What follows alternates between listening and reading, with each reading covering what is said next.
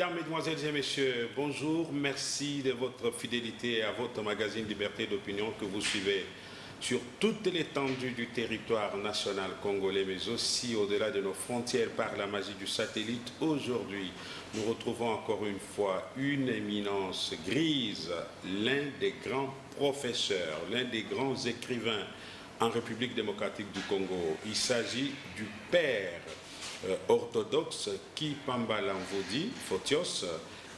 Il est docteur en philosophie, docteur en théologie, licencié en psychologie, professeur de philosophie et idéologie politique contemporaine et des sciences philosophiques de base à l'université de Kinshasa, notamment la faculté de droit, faculté des sciences et de la faculté des lettres et sciences humaines. L'auteur de plusieurs ouvrages, notamment celui qui a fait déjà l'objet d'une de nos émissions, à savoir Chimère du droit constitutionnel. Aujourd'hui, il nous revient encore une fois avec un nouvel ouvrage, avec un titre énigmatique et évocateur. Le titre de son ouvrage qui va faire l'objet de cette émission, c'est Théorie bochabonienne de l'État ou politique instrumentaliste. C'est un ouvrage de 419 pages, préfacé par Alexandre Katranis, professeur émérite à l'université capodistrienne d'Athènes. Nous sommes en Grèce. L'ouvrage a été publié aux éditions Romy à Thessalonique cette année, en 2023. Donc, c'est une sève qui va devoir davantage enrichir la réflexion scientifique en République démocratique du Congo. Professeur Photios Kipambala, bonjour. Bonjour, monsieur Louis. Merci de l'honneur que vous me faites en répondant à mes invitations, quand bien même je vous prends souvent à pied levé. Je n'avais pas d'invité pour aujourd'hui. Je vous ai contacté tard dans la nuit et vous avez fait le monde de votre temps pour venir échanger avec nous et éclairer la jeunesse estudiantine, mais aussi la classe politique congolaise à qui est destiné cet ouvrage, parce qu'il s'agit de la théorie de l'État. Alors, parlons d'abord, pour réduire les limites de la sous-information de notre public, pourquoi les choix d'un tel titre, Théorie bochabonienne de l'État ou politique instrumentaliste? Pourquoi d'abord le choix? Bon, les choix, c'est depuis longtemps que cette question m'a été d'ailleurs posée. En 2005, je venais d'Athènes, je suis allé à l'université de Kinshasa où le professeur Mutouza Kabe m'avait accueilli. On traitait avec lui des questions de l'État d'ailleurs parce que lui, sa thèse portait sur le bois Milega. Alors moi, à ce moment-là, j'étais docteur en théologie sur l'humanité de l'embryon. Alors, comme on traitait... C'est ça d'ailleurs votre première thèse? Ma thèse, oui, c'est l'humanité. Défendue à Athènes en 2007. Oui, sur l'humanité d'embryon. Je me préparais d'ailleurs pour soutenir cette thèse. Alors, il y a trois étudiants qui sont venus dans notre bureau. Alors, ils ont posé la question au professeur Mutouza Kabe. C'est d'ailleurs dans l'avant-propos. J'ai vu dans l'avant-propos, oui. Il dit, mais professeur, quel est le plus grand professeur de la faculté de droit en droit public à l'université de Kinshasa? À l'université de Kinshasa. Alors moi... Alors que vous étiez philosophe, bon, nous, sans être juriste. Oui, oui, j'étais philosophe à l'époque. J'étais théologien. Philosophe dans la formation. Ouais. Mais j'étais déjà théologien. Parce que nous, en sciences, on fait la différence. Quand on est docteur, là, on peut dire que, comme vous, quand vous serez docteur, on vous appellera communicologue. Mais sans ces doctorats, on vous appelle celui qui a fait les sciences de communication. Mais maintenant, vous êtes en pleine préparation d'être communicologue parce que vous aurez une théorie présente qui va vous caractériser. Exact. Alors, à l'époque, ils ont posé la question au professeur Mutouza et Mutouza les regardait. Comme il était un homme très charismatique, il les regardait. Après, il me regardait aussi. Le professeur Mutouza a posé la question, est-ce que vous vous contentez de ces professeurs parce qu'ils vous donnent cours ou bien vous avez lu. Bon, parce qu'en fait, le professeur Bochab qui leur donnait cours, souvent, il a posé la question, quelle est la loi de l'État dont l'initiative ne relève que du gouvernement? Et là, les étudiants qui m'écoutent se posent cette question. En fait, c'est la loi des finances. La loi des finances. La loi des finances qui, faut dire, comment on appelle ça? La loi budgétaire. La loi budgétaire. Qui est adoptée par le Parlement. Oui, dont les parlements donnent son adoption seulement, mais ça vient des... Alors, comme ils avaient une telle estime chez le professeur Bochab, ils ont posé la question. Mais ils n'ont pas dit que Bochab est le meilleur des professeurs, mais il l'admirait. Alors le professeur Moutouza me regarde et dit, bon, comme eux, ils sont venus poser cette question, moi je ne peux pas leur répondre. Alors il dit, mais on ne répond pas aujourd'hui. Mais plus tard, il faut trouver cette réponse. Parce que c'est une demande. À l'époque de Platon, on demandait qui est le plus grand. Donc c'est toujours comme ça. Dans une université, on doit trouver quand même le plus grand. Parce que si on a le plus grand, les autres là peuvent aussi se mettre à l'aise. Alors, ils sont sortis et le professeur Moutouza m'a regardé, il a insisté. Alors, dès ce jour-là, je me suis mis à réfléchir, à étudier tous les collègues. Donc, je disais, tous les collègues de Diello, de Kitete, tous ces gens-là, je devais les étudier pour chercher à découvrir les plus grands. Alors, depuis 2005 jusqu'à 2023 maintenant que j'ai découvert ce que j'ai fait sortir Bochab. Donc, pour vous, c'est Bochab qui est le plus grand. Le plus grand en ce qui concerne le droit public. Oui. En République démocratique du Congo ou bien à l'université? Je peux dire en République démocratique du Congo, parce que l'UNIKIN renferme vraiment la somme énorme de cette réalité. Oui, oui. C'est comme ça que j'ai découvert. Mais je n'ai pas découvert comme ça les professeurs par hasard de les voir. Non, j'ai lu. J'étais allé à la bibliothèque, j'ai lu et... Vous avez lu tous les ouvrages de Bochab? D'abord pas Bochab, j'ai lu tous les constitutionnalistes. Je les ai tous lus. Et même les Kalouba, les Njoli, non, les plus jeunes là, Kalouba et l'autre, les doyens actuellement, et Sambo, tous ces gens-là, je les ai lus.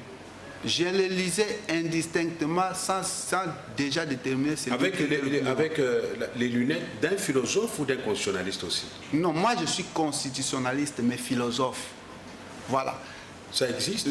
Non, mais les constitutionnalistes... La philosophie politique, oui. Voilà. Non, les constitutionnalistes, ils sont soit de sens politique, soit philosophes, soit juristes. Vous voyez? Donc, dans d'autres disciplines aussi, il y en a. Ce n'est pas les constitutionnalistes qui est droit constitutionnel. Droit constitutionnel, c'est un élément. Mais le constitutionnalisme, c'est plus vaste. Et puis, les amis qui m'écoutent, même les constitutionnalistes, savent que ce n'est pas donné à toute personne qui fait sa licence en droit public qui s'appelle constitutionnaliste. C'est quoi ça? Tu as fait ta licence en droit public, tu as fait ta licence en droit public, mais tu n'es pas constitutionnaliste. Parce que ça, il y a plus que magico-religieuse dans cette discipline. D'accord. C'est beaucoup. Revenons maintenant à l'essentiel. Vous vous êtes mis pendant plusieurs années, je vois environ 2 décennies, à chercher qui est le plus grand en matière de droit public en RDC. Vous arrivez à la conclusion que c'est Bochab. En quoi consiste sa grandeur? D'abord... vous avez été l'un de ses assistants, chefs de travaux. Est-ce que vous l'avez fréquenté pour développer une telle sympathie? Un scientifique n'a pas... Ne pas dire un tel fanatisme. Non, un scientifique n'a pas besoin de relations interpersonnelles avec un autre scientifique. Oui. Non. Et Bochab n'est pas mon maître. Vous voyez, c'est un collègue professeur qui a fait sa science, qui faisait sa science, il fait la science librement. Moi, je faisais aussi ma science, mais je devrais répondre à une question qui nous avait été posée. Parce que Mutouza était mort. Alors, l'idée aussi d'un maître, parce que mon maître c'est Mutouza, qui est mort, il ne fallait pas qu'il y ait une question qui a été posée comme ça, reste dans... Et c'est pourquoi j'ai étudié. Et Bochab est grand.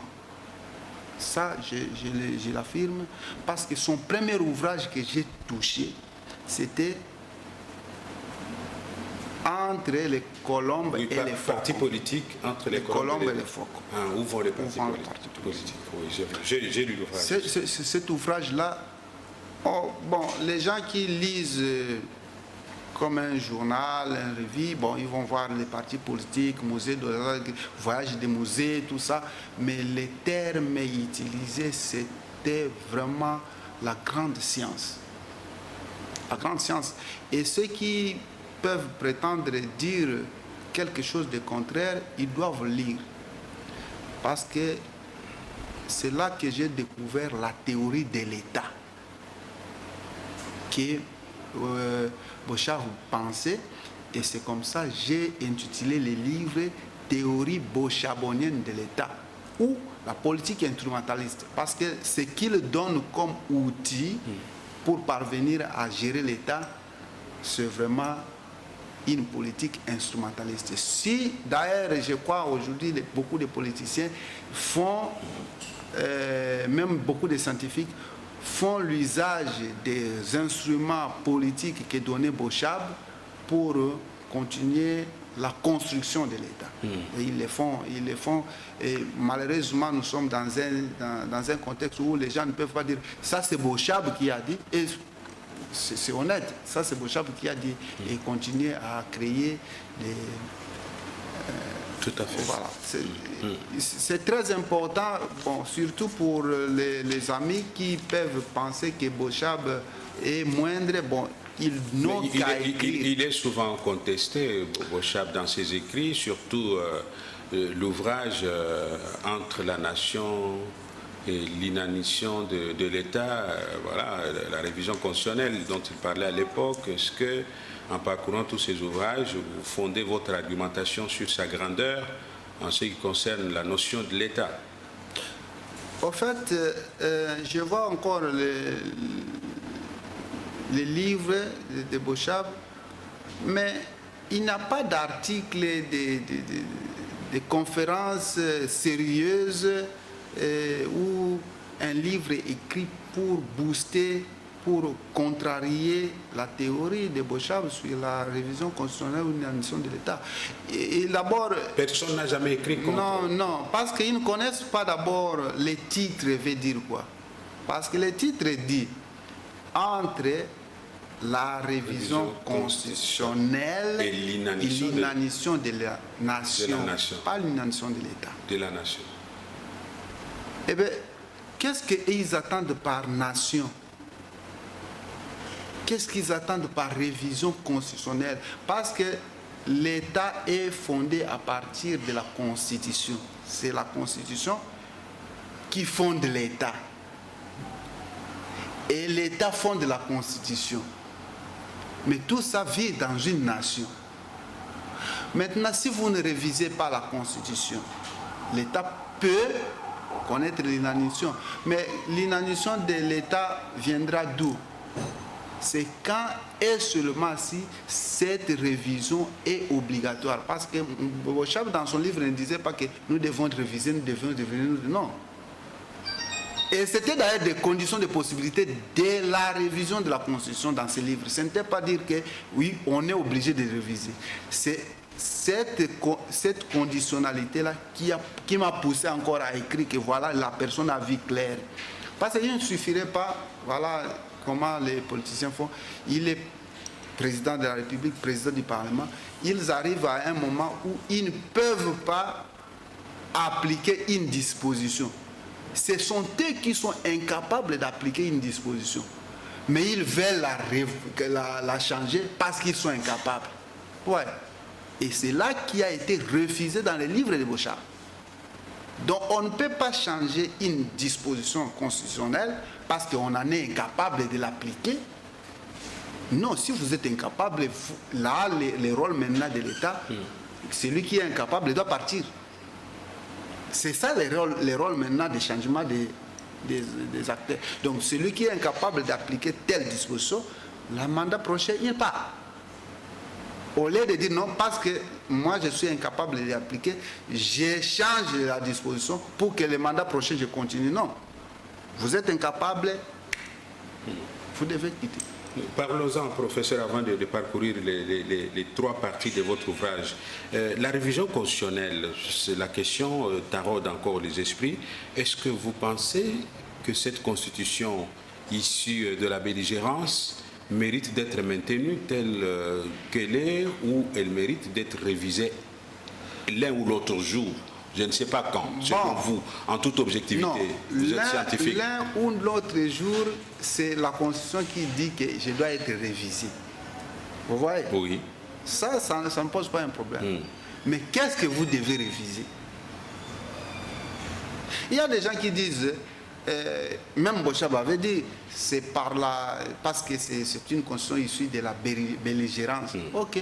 Mais l'État est le fruit d'une belligérance. L'État, tout État, la France, la Belgique, les États-Unis, tout ça, c'est la belligérance qui fait naître l'État. Il n'y a pas un État qui naît par joie, non. Donc on peut même aujourd'hui dire que la partie Est du Congo part. Oui, nous comme Congolais, nous allons regretter. Mais scientifiquement, ils vont vivre toujours, ils vont continuer à vivre. Ils vont continuer à vivre. Et puis, ça peut se former un État. C'est pourquoi l'État, tel qu'il est là, il doit être très fort. Et très fort dans ses outils pour agir. Il ne doit pas attendre. Et puis, c'est là qui fait que ceux qui gèrent, on n'a pas besoin de leur bonne foi. Non, non, non, non. On n'a pas besoin de bonne foi, le président de bonne foi, tel a bonne foi. Non. Il faut qu'ils agissent. C'est ça. La bonne foi ne suffit pas. Alors, professeur, dans la première partie de votre ouvrage, vous parlez de Bochab et les questions des mots dans les justifications du pouvoir politique. Est-ce que vous pouvez nous éclairer un peu lorsque vous parlez des critères d'un langage du pouvoir politique, mais aussi de l'exercice de la souveraineté? Voilà. Bochab est parmi les gens du langage, hein, des gens qui s'intéressent à la langue. Et il s'est beaucoup intéressé à la langue française, mais dans ses études de droit. Il y a ce que nous appelons la théorie de la réévaluation des concepts. Je ne sais pas, ici à la télé, beaucoup de la réévaluation des concepts. Ça veut dire, ce n'est pas la révision d'un concept, mais signifie, quand on prend un concept constitutionnel, qu'il soit de Paris, qu'il soit de Moscou, qu'il soit de Washington, vous les prenez, vous devez d'abord les comprendre. Et quand ça vient, quand vous l'acclimatez, il change directement. C'est comme ça on dit, non, notre constitution est une, comment on appelle encore, mimétisme. Oui. Le mimétisme n'existe pas dans la constitution. Ça veut dire, vous pouvez prendre un article, vous le mettez dans une autre constitution. Ça ne sera pas la même chose. Pourquoi? Parce que l'idée qui a prévalu à l'autre constitution n'est pas celle qui prévaut ici. Alors, Bochab disait cela pourquoi? Parce qu'il savait que quand l'AFDEL est venu, parce que c'est son étude part du AFDEL, déjà le président s'appelait président de la République à Lubumbashi. Mais la capitale c'est Kinshasa. Mais le mot qu'il a dit qu'il est président, à partir déjà de Lubumbashi, il est appelé président. Mais si c'est le monde d'aujourd'hui, les Français devraient venir.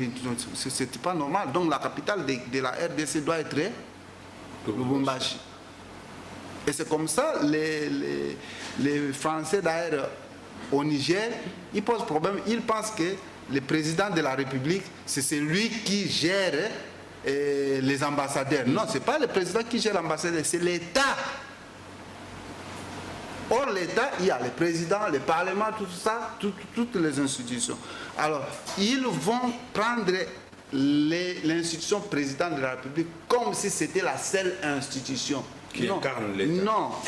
Ce n'est pas c'est une aberration. Ce sont des choses graves. Même chez nous ici, nous battons pour que les gens sachent que nous devons rationaliser l'institution président de la République. Parce qu'aujourd'hui, toutes les institutions peuvent faillir. Mais l'institution président de la République, on dit par exemple le 24, le 23, je crois, décembre, c'est la fin du président de la République. C'est mandat. Fin mandat. Mais les députés, nous trouvons que c'est normal que les députés puissent dépasser, les sénateurs puissent dépasser, mais ils peuvent faire tout ce qu'ils veulent, mais le président de la République, non. C'est comme ça, le chef de l'État ne dirigera pas bien. Donc à partir de là, de cette nomenclature, les problèmes des mots et la réévaluation des concepts, c'est celle qui nous guide pour voir les premiers chapitres. Tout à fait. Et ces premiers chapitres ne vont pas sans nous laisser des grandes responsabilités sur les élections. Mais nous n'avons pas besoin d'élections, nous. Vous parlez de l'exercice de la souveraineté par l'élection. Oui. Rire d'un fou ou le rire fou. Oui, mais... Comment expliquez-vous cette métaphore qui m'a intéressé? Donc, nous n'avons pas besoin d'élections. L'élection entendue telle que nous l'avons. Les chefs coutumiers, ils se rient, rire d'un fou, hein? Oui. Ils se rient de notre chef de l'État. Et notre chef de l'État se moque des chefs coutumiers. Qui a donné au chef de l'État les pouvoirs? Ce sont les chefs coutumiers. En fait, les chefs coutumiers, nos coutumes, c'est nous qui avons voulu que les chefs de l'État soient des chefs. Mais le chef de l'État n'a pas voulu que les chefs coutumiers deviennent des chefs. Expliquez clairement ça. C'est trop philosophique. Nous disons le chef de l'État les chefs de l'État, un mandat issu du souverain. Voilà, nous parlons d'un mandat, oui. Élection. Oui, élection. Élection. Mais ce n'est pas l'élection qui fait de lui président de la République. C'est quoi? Voilà. Et quand il sera élu en 2023, hein, en 2000 janvier, 24. Lui sera élu. Bon, là c'est lui. Mais en 2018, lui était élu président de la République. Kabila était encore président de la République. Donc il y a combien? C'est à vous de répondre. Hein? C'est à vous de répondre. Il y a des chefs, il y a deux présidents de la République. L'un sortant, l'un entrant. Non, il y a deux présidents de la République. Oui. Mais dont l'un est encore chef de l'État, l'autre n'est pas chef de l'État. Donc il y a une différence entre chef de l'État et président de la République. Ah, expliquez ça, c'est intéressant. Le chef de l'État, oui. Dès que le président est élu, le serment lui fait porter le titre de chef de l'État. Okay. Mais étant élu, vous êtes considéré président de la République, mais sans fonction. Okay. Et quand vous êtes sans fonction, vous pouvez vous promener comme Obama se le faisait, il se promène, on dit le chef de l'État arrive, mais il n'a pas d'ordonnance à faire. Jusqu'à ce que vous allez prêter serment. Et vous savez, dans des États barbares, vous pouvez être élu chef de l'État. Après un certain moment, on fait n'importe quoi, vous ratez d'être chef de l'État. Étant déjà élu. Et vous êtes président, mais vous n'êtes pas chef de l'État. Pour autant qu'on n'a pas encore prêté serment. On n'a pas encore prêté serment. Et c'est comme ça. Donc c'est le serment qui consacre effectivement voilà, le pouvoir. Mais chez nous, chez les chefs coutumiers, maintenant chez les chefs coutumiers, il n'y a pas un deuxième chef qui vient se placer sur un premier chef. Ah, ok. Donc lui, jusqu'à ce qu'il va mourir, celui qui va l'enterrer, c'est celui-là qui va lui succéder. Pas lui succéder, c'est celui-là qui sera capable de chercher quelqu'un qui doit lui succéder. Donc, moi, je suis chef coutumier, je dois mourir, je meurs, vous allez m'enterrer. Vous pouvez être chef, vous pouvez me succéder ou chercher quelqu'un d'autre. Donc, un chef coutumier voit le chef de l'État comme c'est quelqu'un qui vient, qui passe. Mais lui ne passe pas. Alors, il se moque. Si c'est que aujourd'hui, le président de la République, s'il part dans son village, il a la déférence avec les chefs coutumiers. Même la journée, il ne dit pas volontairement dans sa bouche, il ne prononce pas. La nuit, il doit déférence des chefs coutumiers. Ah oui, il doit. Mais pourquoi seulement la nuit? Mais je dis, si la journée, il n'en a pas, oui. La nuit, il est obligé d'aller voir le chef. Parce que c'est son chef. Okay. Donc, l'administration fait ce qu'on doit faire. C'est pourquoi Bochab a dit les rires d'un fou et les rires fous. Donc, le ministre de l'Intérieur va nommer par ordonnance, hein, par arrêté. Tel est devenu chef coutumier. Est-ce que c'est lui qui l'a élu? Non. Il vient seulement constater que tel. Mais le président de la République il ne va pas prêter seulement parce qu'on dit. Non, c'est tout le monde qui dit c'est lui ou pas lui. Ok. Tout à fait. Donc, alors, lorsque vous parlez de l'ambiguïté du pouvoir des suffrages, qu'est-ce que vous insinuez par là pour éclairer l'opinion avant qu'on parle de l'exercice du pouvoir sous des techniques des élections? Bon, en fait, le terme ambiguïté, bon, ça c'est aussi le français. Quand on utilise le terme ambigu, hein, ce qui n'est pas clair, ouais. Pas seulement clair, mais qui ne donne pas un caractère compréhensible de la même manière. Donc, parce qu'on parle de l'ambiguïté quand deux mots peuvent aussi s'équivaloir. Mais maintenant, le pouvoir politique est le seul pouvoir qui a des enjeux plutôt, tels que la mort existe dans ces pouvoirs. Donc le pouvoir politique, c'est le pouvoir qui a des enjeux les plus terribles. Et c'est le pouvoir qui forme l'État. L'État, quand on parle de l'État congolais, on ne voit pas tous les pouvoirs. On voit seulement les pouvoirs politiques. Parce qu'il y a autant de pouvoirs. Il y a les pouvoirs religieux, il y a les pouvoirs coutumiers, il y a le pouvoir financier, donc il y a trop de pouvoirs. Mais l'ambiguïté du pouvoir politique, c'est dit dans sa capacité de nuisance. C'est un pouvoir nuisible et c'est un pouvoir qui se chevauche entre, et ça ne vient pas nuire. Voilà. Ça peut prendre la marque du pouvoir politique, ça, oui, ça ne peut pas prendre la marque du pouvoir religieux. Alors, vous pouvez parler d'un religieux qui sort, qui dit ça c'est comme ça, et notre religieux sort. Non, ça ce n'est pas le pouvoir religieux, c'est le pouvoir politique toujours qui se camoufle. C'est pourquoi on dit que le pouvoir politique est le pouvoir des enjeux d'état de feinte. Il ne vient jamais nuire. Il est tantôt religieux, tantôt financier, tantôt, mais c'est toujours le pouvoir religieux, le pouvoir politique. Tout à fait.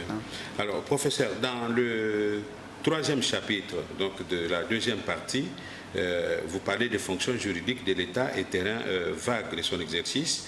Vous définissez des fonctions de l'État. L'élection ne définit pas les fonctions de l'État, hiérarchisation des fonctions de l'État, procédé de désignation des fonctions hiérarchiques, idée de la souveraineté de la désignation. Et puis, le dernier paragraphe du chapitre, vous dites refus bochabonienne d'un tel jeu. Voilà, c'est comme... Comment arrivez-vous à cette conclusion? Bon, parce que j'ai étudié d'abord tout ce que l'État, tout ce qui... Mais maintenant, il faut voir, j'ai cherché chacun des philosophes, des juristes que j'ai lus. Oui. Alors, je vis Bochab avec une réponse. Ça veut dire quoi? Vous, comme communicologue, je vous souhaite bonne chance pour ça. Comme communicologue, c'est un des enjeux les plus remarquables du pouvoir politique. La communication. La communication est un enjeu du pouvoir politique. Alors, Bochab vient les remettre un peu en doute. Pourquoi il met la communication doute? Parce que les mensonges se greffent à la réalité. Or, la communication est la science la plus stricte qui n'accepte pas les mensonges. Parce qu'en communication, dès que vous mentez, ça vous rejoint. Mais toutes les autres sciences, le mensonge est facile. Je ne parle pas de tromperie. Donc il y a une différence entre tromperie et mensonge. Comme je rentre en théologie disant, on demande à Abraham, est-ce que cette dame-là qui est belle là, c'est qui? Abraham dit, c'est ma soeur. Voilà, c'était aussi sa soeur. Mais il prend entre la dimension de, si je dis ma soeur, l'homme aura de la peine à faire du mal à ma soeur à ma présence. Mais ma femme, il va faire valoir son pouvoir. Or, le communicologue ne va pas accepter ce double jeu dont nous avons parlé d'ambiguïté. Il ne va pas accepter ce double jeu. Alors, il est problématique en politique. C'est pourquoi les journalistes sont toujours arrêtés et font n'importe quoi. Ça, c'est ce que Bochab a dit. Donc, les journalistes ont des problèmes, non pas parce qu'ils ont créé ces problèmes, mais parce que leur science n'autorise pas l'ambiguïté, donc les mensonges. Tout à fait, professeur. Alors, pour parler maintenant des critères des fausses catégories, et puis vous parlez des différentes formes de gouvernement, selon Évariste Bochab, est-ce que vous pouvez nous en dire quelque chose? Bon, vous savez, la manière de faire des catalogues de pouvoir a été fait par beaucoup de scientifiques. Oui. Alors, Bochab, c'est un spécialiste de la classification. On voit même dans partis politiques, entre les colombes et les faucons, il fait aussi la catégorisation des partis politiques depuis 1960 jusqu'à son avènement comme directeur des cabinets de Kabila à l'époque. Maintenant, cette manière de voir des choses de Bochab, il place l'élection présidentielle, la manière de faire des États-Unis. On dit que c'est le pouvoir présidentialiste. On vient en Grèce, en Allemagne, dans d'autres, sont les parlementaires. On vient maintenant en France et semi-présidentielle. Bon, maintenant, la question que j'ai posée pour trouver la réponse, c'est ça. Bochab, vous dites tout ça, mais quel est l'essence du pouvoir représentatif? Alors, chez Bochab, je découvre que non. Que ce soit le pouvoir présidentiel, présidentialiste ou semi-présidentiel ou parlementaire, c'est le pouvoir représentatif. Ok, je lui dis, bon, d'accord, Bochab a répondu comme ça. Mais qui est le représentant du peuple? Les gens parlent du Parlement. Mais moi, dans mes études, qu'il y a quelqu'un qui peut me contester, ils peuvent sortir. Ce n'est pas le Parlement qui est non représentant, qui sont les députés qui sont non représentants. Non. Oh, comment ça? Ah non. Attention, j'ai dit, ce n'est pas que les députés sont non représentants. Ah, il y a une nuance là. Les députés sont aussi non représentants. C'est pourquoi ils ne peuvent pas venir nous brandir leur catégorie d'être représentants, comme si moi, professeur à l'université de Kinshasa, je ne suis pas représentant. Vous représentez qui à l'université? Ah voilà. Dans notre constitution, on dit, dans chaque entreprise, dans chaque parti politique, dans chaque gouvernement, il faut que les gens soient représentatifs. Donc si on vient à l'UNIKIN, on trouve qu'il y a un tel groupe, c'est suspect, non? Donc nous sommes représentants. Même comment on appelle les juges. Les juges. Mais on voit seulement le pouvoir judiciaire des juges d'un seul côté. Non, c'est un problème. Donc les juges aussi doivent être représentatifs. Les ministres. Les ministres ont leur bureau appelé Conseil des ministres. On va voir les ministres d'un seul coin. Ils ne sont pas représentatifs. Vous voyez? Donc, il n'y a pas que les députés qui sont nos représentants. Ça, c'était la première réponse que j'ai donnée à Bouchab. J'ai dit, tout le monde est obligé, selon notre constitution, à avoir les activités représentatives. Bon. Quelles sont d'autres activités? Ils sont un bureau. Vous voyez? Oui. Un bureau. Non, moi je dis non, mais M. Bouchab, vous n'avez pas raison avec vos amis. Les bureaux, chaque tribunal forme un bureau. Et un bureau délibératif. Donc chaque pouvoir a un bureau délibératif. Nous avons les jurys d'une commission au Parlement. Oui. Ils ont un bureau. Partout, il y a des bureaux. Même à l'université, partout, il y a des bureaux. Mais ce n'est pas parce qu'ils sont un bureau. Parce que même les ministres sont un bureau. Oui. Leur bureau, c'est le Conseil des ministres. C'est ça. Ils doivent gérer, ils doivent trouver des réponses dans leur bureau. Alors, ce n'est pas ça le rôle aussi des députés. Quel est vraiment le rôle des députés? C'est pourquoi je suis arrivé à dire, Monsieur Bouchab, il y a un problème, nous n'avons pas de députés.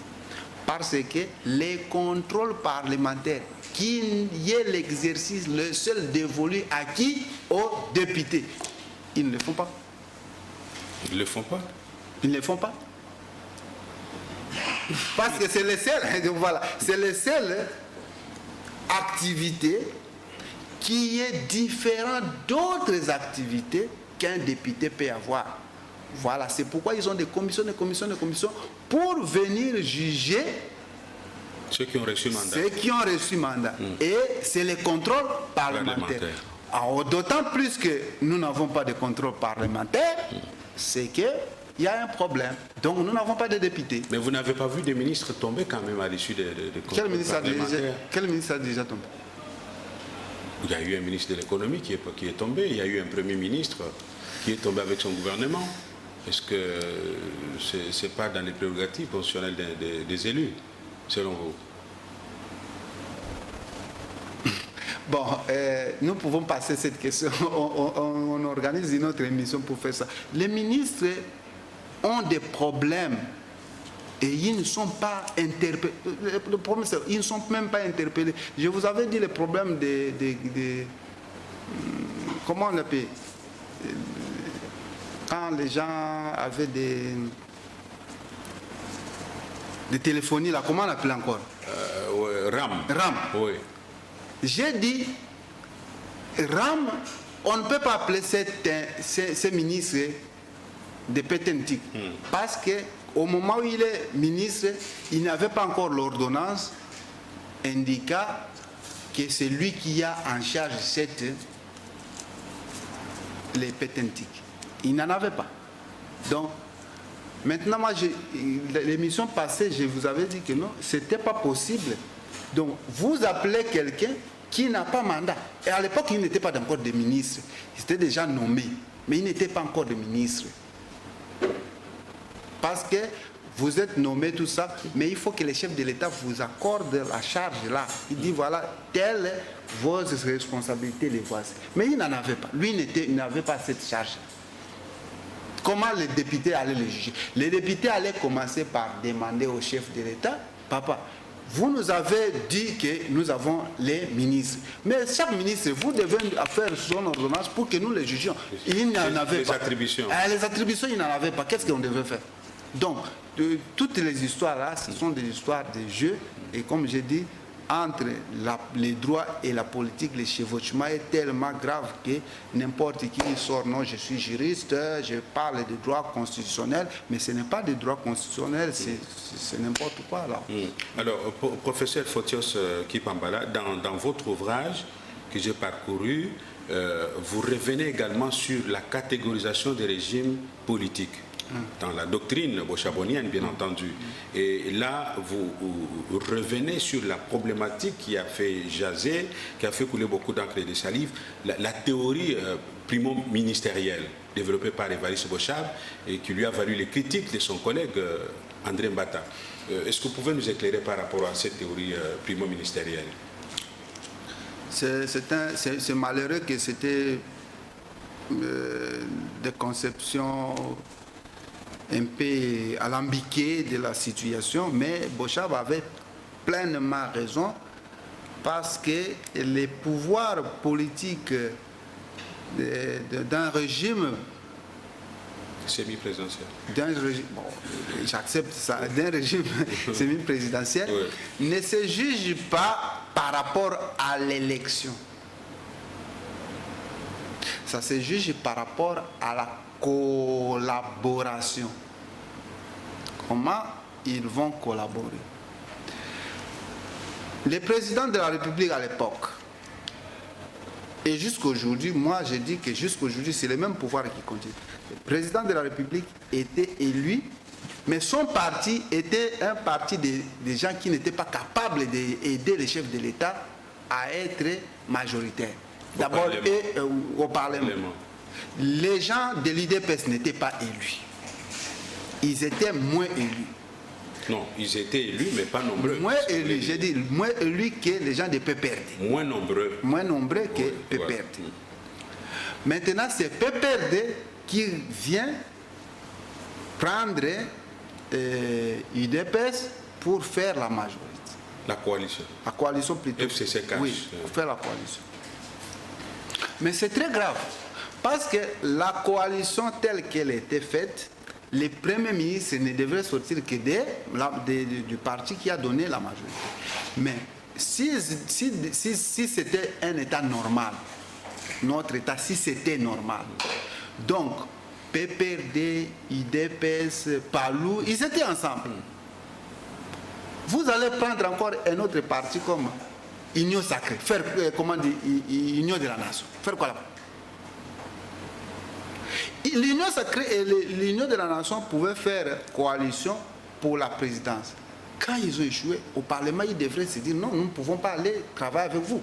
Mais ils ont continué à travailler. Bon, mais dans le gouvernement. Dans le gouvernement. Est-ce que c'était mauvais? Non, c'est pas normal. Mais on appelait ça une coalition. Non. Vous voulez parler de l'UNC, c'est ça? Oui. L'UNC. La coalition s'est faite selon les idées.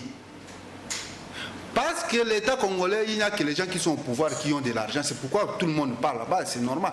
Mais si nous étions un État où on gérait les histoires, ce n'est pas les gens qui devraient avoir de l'argent, alors nous n'avons pas gagné les élections, nous vous laissons. Mais parce que là, c'est l'argent. Nous devons partir. Et c'est comme ça, quand on devrait avoir maintenant la collaboration, le Premier ministre était devenu tout puissant. Vous voyez? Parce qu'il était devenu tout puissant. Pourquoi? IDPS, PALU, PPRD formaient un parti. Donc, dans leur entendement, ils étaient quand même des sociodémocrates. Oui. Mais maintenant, l'Union pour la nation vient.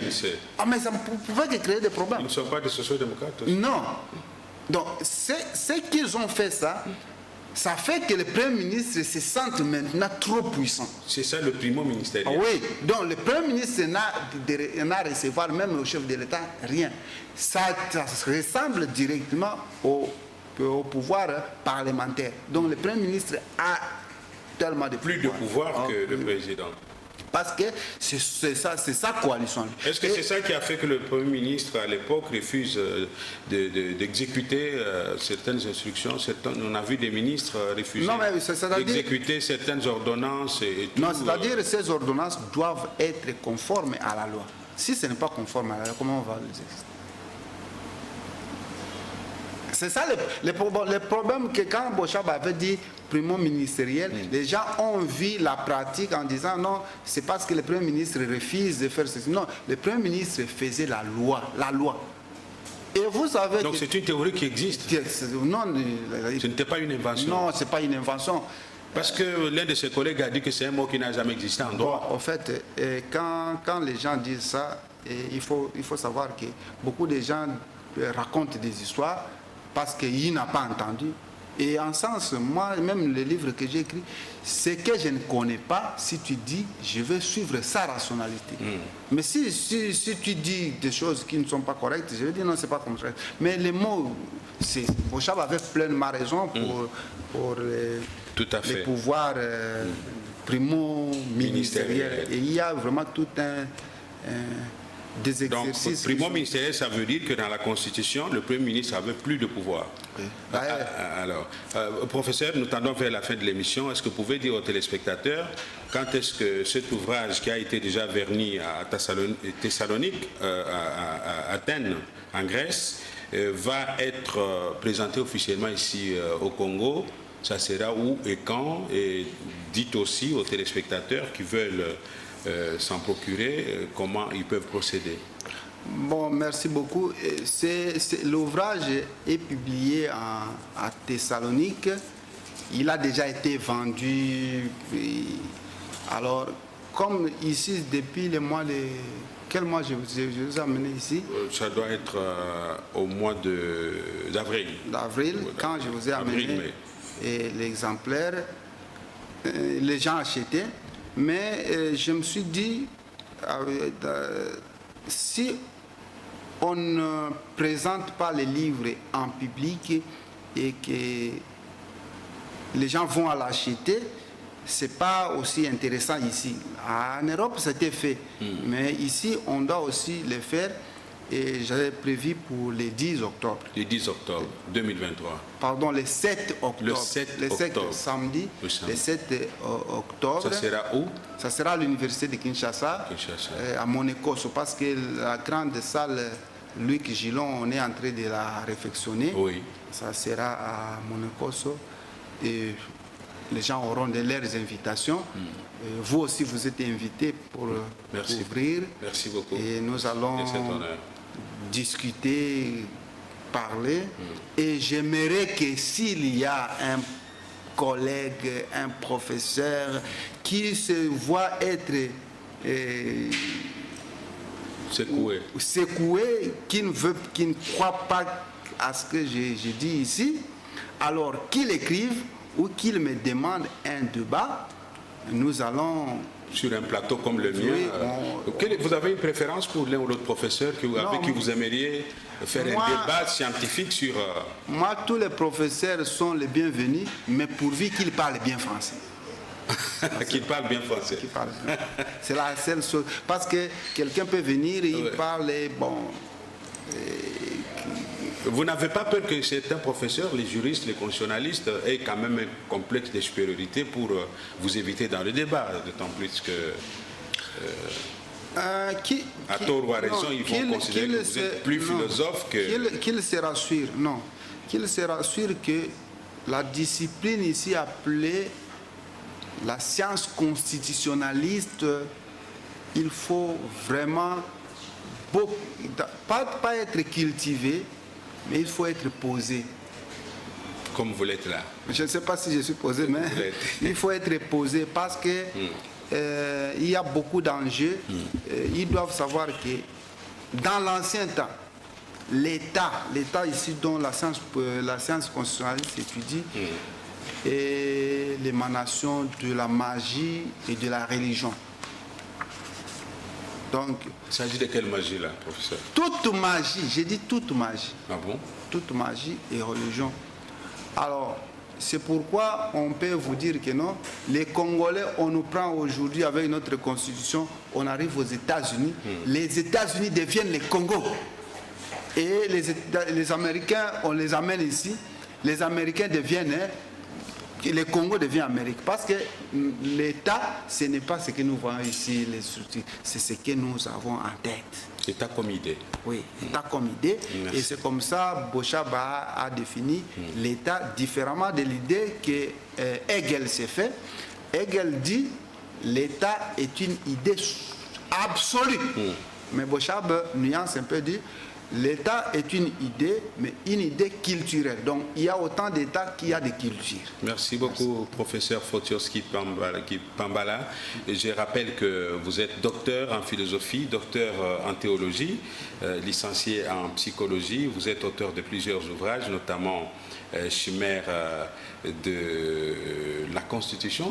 Chimère du droit constitutionnel, merci. Nous avons consacré une émission aujourd'hui, la fois passée, et aujourd'hui vous revenez sur ce plateau avec un autre ouvrage, Théorie bochabonienne de l'État ou politique instrumentaliste. Merci professeur pour votre douceur qui vous a caractérisé dans cet échange. Ça me rappelle ce que le promoteur de votre thèse disait en 2007 lorsque vous défendiez cette thèse à Athènes. Il disait, je le cite, j'ai retrouvé ces belles phrases dans cet ouvrage: sa liberté, il parlait de votre liberté, liée à votre politesse, enrichie de la franchise et la proximité, bien entendu, dans la noblesse, enrichie dans la noblesse de vos racines africaines, ne pouvait qu'attirer l'admiration pour les bonnes âmes. Fin de citation.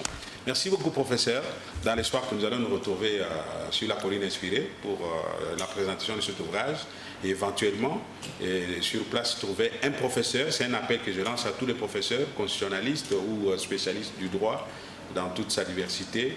Le professeur Fotioski Pambala voudrait bien avoir un débat scientifique sur mon plateau à propos de ce qui défend comme nouvelle théorie dans notre espace scientifique, la théorie bochabonienne donc de l'État. Si vous êtes intéressé, vous pouvez nous contacter par le numéro qui s'affiche au bas de l'écran.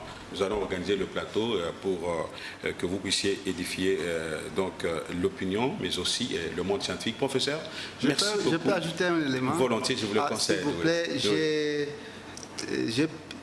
il y a un nouvel ouvrage qui va paraître. Un autre, le vôtre? Oui, le vôtre. Okay, volontiers. C'est Mandat impératif et dissolution du Parlement. C'est le titre. Mandat impératif et dissolution du Parlement. C'est un ouvrage qui est déjà fin prêt.